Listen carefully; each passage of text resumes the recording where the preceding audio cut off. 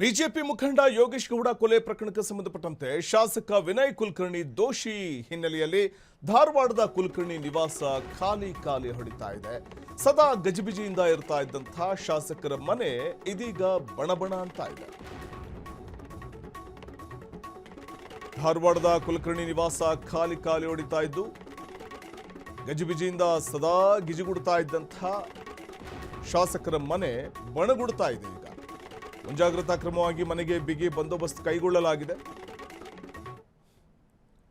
ಧಾರವಾಡ ಹುಬ್ಬಳ್ಳಿ ಜಿಲ್ಲಾ ಪಂಚಾಯಿತಿ ಬಿಜೆಪಿ ಸದಸ್ಯರಾಗಿದ್ದಂತಹ ಯೋಗೇಶ್ ಗೌಡ ಹತ್ಯೆ ಪ್ರಕರಣ, ಆ ಪ್ರಕರಣದಲ್ಲಿ 15ನೇ ಆರೋಪಿ A15 ಆರೋಪಿ ವಿನಯ್ ಕುಲಕರ್ಣಿ ದೋಷಿ ಅಂತ ತೀರ್ಪಿತ್ತ ನಂತರದಲ್ಲಿ ಇವತ್ತು ಶಿಕ್ಷೆ ಪ್ರಮಾಣ ಪ್ರಕಟವಾಗಲಿದೆ. ಈ ಹಿನ್ನೆಲೆಯಲ್ಲಿ ವಿನಯ್ ಪತ್ನಿ ಶಿವಲೀಲಾ ಸೇರಿ 3 ಮಕ್ಕಳೊಂದಿಗೆ ಬೆಂಗಳೂರಿನಲ್ಲಿ ಇರುವ ಸದಸ್ಯರು ಕುಲಕರ್ಣಿ ನಿವಾಸದ ಬಳಿ ಒಂದು ಕಡೆ ಪೊಲೀಸ್ ಬಂದೋಬಸ್ತ್ ಕೂಡ ಕೈಗೊಳ್ಳಲಾಗಿದೆ.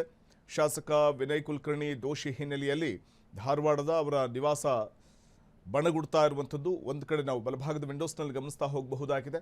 ಅಂದರೆ ವಿನಯ್ ಕುಲಕರ್ಣಿಯವರ ನಿವಾಸ ಒಬ್ಬ ಶಾಸಕರು ಅಂತಂದಾಗ ಮನೆಯ ಮುಂದೆ ಸದಾ ಗಿಜಿಗುಡುವಂಥ ಒಂದು ವಾತಾವರಣ ಕಂಡುಬರುತ್ತೆ.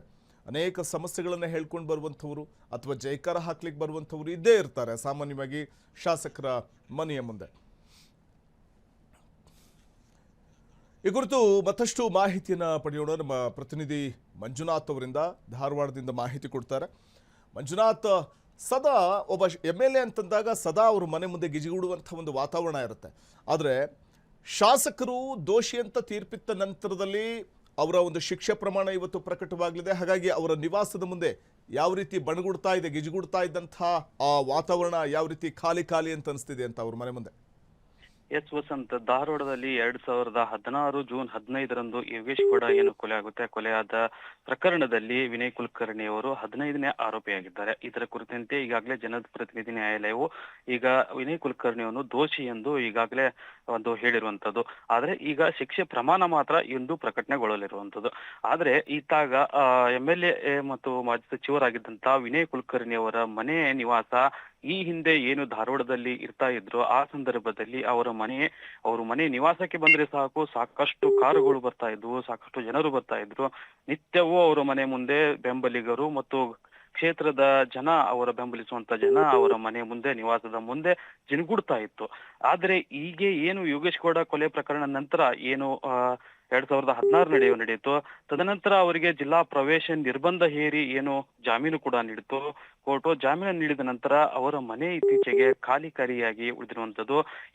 ಇಂದು ಏನು ಒಂದು ಶಿಕ್ಷೆ ಪ್ರಮಾಣ ಪ್ರಕಟಣೆಗೊಳ್ಳಿರುವ ಹಿನ್ನೆಲೆಯಲ್ಲಿ ಈಗಾಗಲೇ ಕುಟುಂಬದ ಸದಸ್ಯರು, ಪತ್ನಿ ಹಾಗೂ 3 ಮಕ್ಕಳು ಬೆಂಗಳೂರಿನಲ್ಲೇ ಈಗಾಗಲೇ ಇದ್ದಿರುವಂತದ್ದು. ಆದ್ರೆ ಇತ್ತ ಧಾರವಾಡದ ಬಾರಾಕೋಟ್ರಿ ವಿನಯ್ ಕುಲಕರ್ಣಿ ನಿವಾಸದಲ್ಲಿ ಈಗ ಖಾಲಿಯಾಗಿದ್ದು ಯಾವುದೇ ಅಹಿತಕರ ಘಟನೆ ನಡೆದಂತೆ ಈಗಾಗಲೇ ಪೊಲೀಸ್ ಇಲಾಖೆಯು ಕೂಡ ಬಿಗಿ ಭದ್ರತೆಯನ್ನು ಒದಗಿಸಿರುವಂತದ್ದು. ವಸಂತ್, ಓಕೆ, ಧನ್ಯವಾದ ತಮ್ಮೆಲ್ಲ ಮಾಹಿತಿಗಾಗಿ.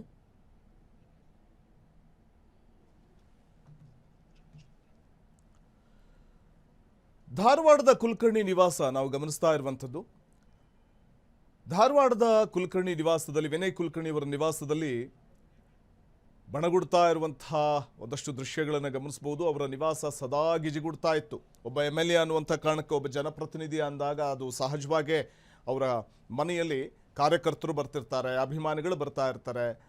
ಈ ಸಂದರ್ಭದಲ್ಲಿ ಸಮಸ್ಯೆ ಹೇಳ್ಕೊಳ್ಳಿಕ್ಕೆ ಸಾರ್ವಜನಿಕರು ಬರ್ತಾ ಇರ್ತಾರೆ, ಸಮಸ್ಯೆ ಬಗೆಹರಿಸಿ ಅಂತ. ಹಾಗಾಗಿ ಸದಾ ಗಿಜಿಗುಡ್ತಾ ಇದ್ದಂಥ ಅವರ ಮನೆ ಮತ್ತು ಅವರ ಮನೆಯ ಮುಂಭಾಗ ಬಣಗುಡ್ತಾ ಇರುವಂಥದ್ದನ್ನು ಕಾಣಬಹುದಾಗಿದೆ. ಮತ್ತೊಂದು ಕಡೆ ವಿನಯ್ ಕುಲಕರ್ಣಿಗೆ ಇವತ್ತು ಶಿಕ್ಷೆ ಪ್ರಮಾಣ ಪ್ರಕಟವಾಗುತ್ತೆ. ಹಾಗಾಗಿ ಅವರ ಕುಟುಂಬಸ್ಥರೆಲ್ಲರೂ ಕೂಡ ಬೆಂಗಳೂರಲ್ಲಿ ಬಂದು ಬೀಡು ಬಿಟ್ಟಿರೋದ್ರಿಂದಾಗಿ ಅವರ ಧಾರವಾಡದ ನಿವಾಸ ಬಣಗುಡ್ತಾ ಇರುವಂಥದ್ದನ್ನು ಕಾಣಬಹುದು.